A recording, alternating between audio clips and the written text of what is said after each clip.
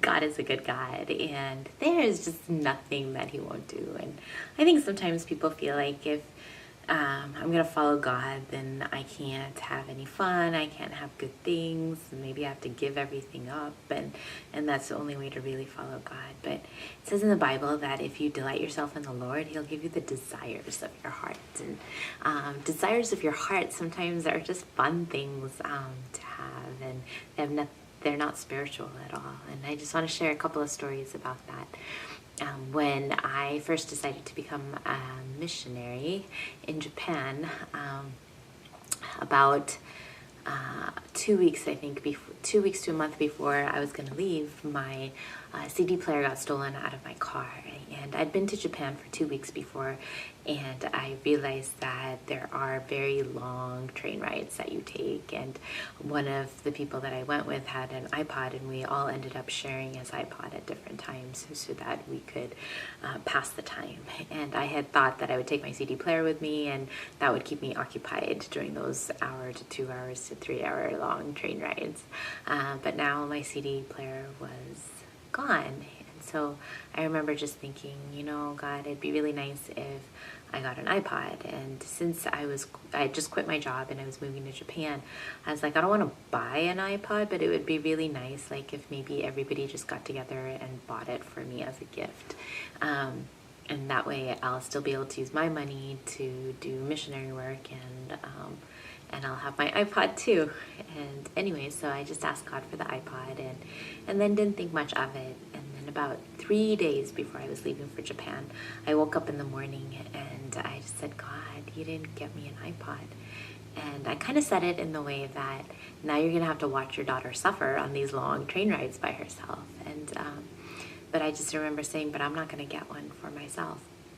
And so I went through the day, and basically since I was leaving, I had blocked out different chunks of time for different people that I used to mentor or teach Bible study to or just talk to about God. And at dinner time, I had a chunk blocked off with someone, and we were just sitting there for our reservations, just kind of talking. And as we were talking, he asked me, what do you want? And I remember telling him, oh, God knows what I want, and if He wants you to get it for me, He'll tell you what it is. And he said, well, maybe this is God's way of giving it to you. And we kind of started arguing about that, and he was like, why are you so difficult? And I just told him that about a year before I had read this book about this man named George Mueller. It was his autobiography, and he just felt like God should provide for him. If he is a pastor, then God should pay his salary. And so he stopped taking salary from the church. He stopped collecting tithes and offerings. He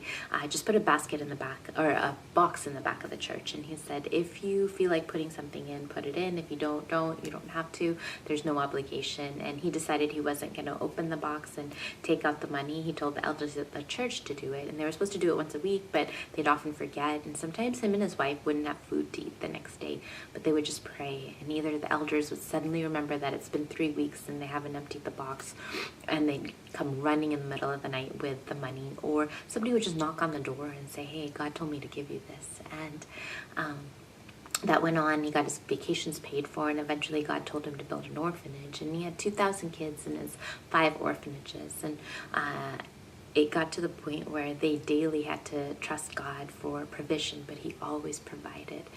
And one of the most famous stories that he has is that one time there was no food to eat for breakfast, and there was no money. Everything, all the bins were empty, and they just prayed. And as soon as they were done praying, there was a knock on the door, and it was the milkman. And he said, my milk truck just broke down in front of your orphanage. Do you want the milk? Because it's just going to get spoiled. And then the baker came by, and he said, God told me to bring this for you. And so they had breakfast, and in the same way, they were provided for the rest of his life. And I remember reading that thinking, wow, God, if I ever become a missionary, that's how I want to live.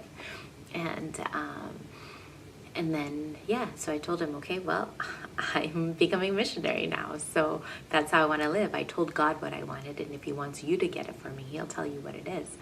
And so he prayed, and God told him I wanted an iPod. And he's like, you want an iPod? And I was like, no, I don't. Because I didn't want such an expensive gift from one person, but he knew. And so he went, and I got an iPod, and then as soon as we got the iPod, he said, oh, can we go to my brother's house? And I didn't know why, but I was like, sure. And when we get there, so about a month before all of this happened, one of my friends, I had seen her iPod, and she had this pink case to it. And at that time, I honestly didn't even want an iPod, but I just remember having this fleeting thought that if I ever do get an iPod, I would want a pink case as well. Well, we get to his brother's house, and I didn't know, but his brother sells iPod cases. And so as a gift, he pulled out 2 iPod cases, and he said, which one do you want? The white one or the pink one? And so here's my iPod with my pink case. So one more story to talk about how God does give us fun things as well, and doesn't want us to just go without if that's the desire of our heart.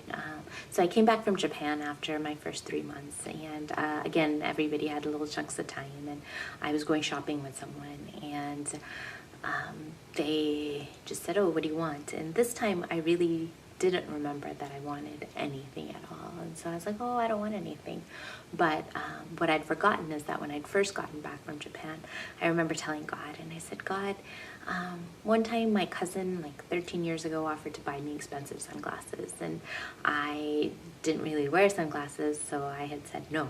But I was a fool, God. I should have taken note, and I would love to get expensive sunglasses. And, you know, they don't even have to be super expensive. Like, instead of the dollar store sunglasses I have, how about like $60 sunglasses? And then I'd forgotten all about it. I don't normally wear sunglasses or anything like that. So anyways, so now this person's asking me, what do you want? And I honestly couldn't remember what I wanted or that I wanted anything. But this person had been praying, and God had shown them what I wanted. And so we walked into the sunglass store, and I got the most expensive sunglasses in the whole store. It was $355 Chanel sunglasses. So here's my iPod, here's my sunglasses. God can do anything, and he loves his children, and he wants to do good things for us. And so never think that following God means that you'll never have anything. I mean, yes, there's hard times, but there's also just really pleasant surprises that God has along the way.